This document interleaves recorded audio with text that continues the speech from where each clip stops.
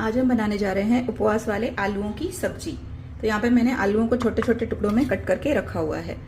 ये सिंधी तरीके की सब्जी है जो उपवास में खाई जाती है। तो चलिए बनाना स्टार्ट करते हैं। तो कुकर ले लिया मैंने। कुकर में डालेंगे थोड़ा सा तेल और थोड़ा सा डालेंगे इसमें देसी घी। आप चाहें तो तेल में बना सकते हैं, आप चाहें तो देसी घी में भी बना सकते हैं। तो जैसे ही हमारा तेल गर्म हो जाएगा इसमें डाल देंगे हम आलू।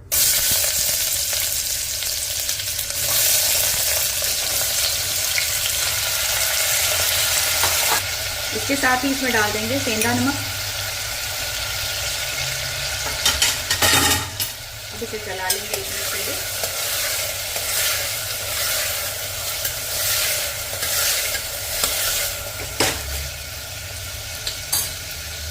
दो 3 कड़ी पत्ते डाल देंगे और डालेंगे 2 कटी हुई हरी मिर्ची। वैसे मैं इसे काली मिर्च में ही बनाती हूँ, आज इसमें मैं थोड़े से कड़ी पत्ते और हरी मिर्च भी डाल दूंगी। अब इसे हाई फ्लेम पर 2-3 मिनट के लिए भूनेंगे। आधी छोटी चम्मच के करीब काली मिर्च भी ऐड कर देंगे इसमें।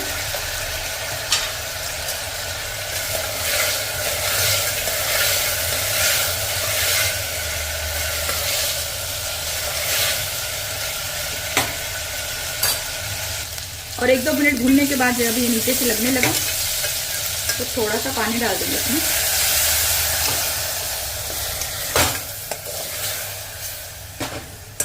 और इसे मिक्स कर लेंगे और पानी डालकर भी थोड़ा आलूओं को पकाएंगे पहले। तो गैस का फ्लेम लो करके इनको कवर कर देते हैं पानी डाल के थोड़ा सा। तो यहाँ पे मैंने मूंगफली ले ली है कच्ची और उसे रोस्ट करने के लिए रख दिया है। ये मैंने आधा कप के करीब ली है, लेकिन इसमें से हम पीसकर 1-2 चम्मच इस सब्जी में डालेंगे ताकि सब्जी की जो ग्रेवी है वो गाढ़ी हो। लोग बोलते हैं कि बहुत पतली होती होगी, ग्रेवी नहीं है। इसमें आप मूंगफली का पाउडर ऐड कर सकते हैं, चाहे तो थोड़ा आटा भून कर भी डाल सकते हैं उपवास वाला। तो आज मैं इसमें 1 चम्मच मूंगफली का पाउडर डालूंगी। तो इसे हम भून लेंगे मूंगफली को पहले। आइए चेक करते हैं। तो यहाँ पे हमारे आलू अच्छे से भुन चुके हैं। देखिए पानी उनका पूरा सूख चुका है और थोड़े से अभी ये सॉफ्ट भी हो चुके हैं। ये देखिए। तो बस इसमें अभी 1 चम्मच मूंगफली का पाउडर डाल के, भुनी हुई मूंगफली जो मैंने रखी थी उसका पाउडर डालेंगे इसमें। उसको मूंगफली को ठंडा करके पीस लेना है, उसका पाउडर डालना है इसमें। तो अब इसमें डाल देंगे मूंगफली का पाउडर। मैंने बना लिया है तो मैं यहाँ पे 1 ही चम्मच डालूंगी। आपको ज्यादा पसंद है तो आप ज्यादा डालिए, अगर नहीं पसंद है तो आप ऐसे भी बना सकते हैं। बस इसे 1 मिनट चला लेंगे मूंगफली के साथ। और बस अब इसमें डालेंगे पानी, ग्रेवी का पानी डालेंगे जितना पानी आपको डालना है। तो अब इसमें पानी डाल देंगे। यहाँ पे मैं 2 कप पानी डालूंगी,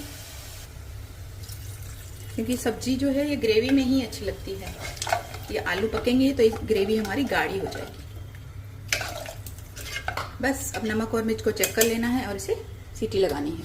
तो यहाँ पे मैं थोड़ा सा नमक और ऐड कर रही हूँ, क्योंकि मुझे नमक कम लग रहा था। और थोड़ा सा काली मिर्च का पाउडर भी ऐड कर रही हूँ। और अब इसे प्रेशर कुक करेंगे जब तक हमारे आलू अच्छे से पक जाएंगे। तो इसे हम 3-4 सीटी लगाएंगे। तो कुकर को बंद करेंगे।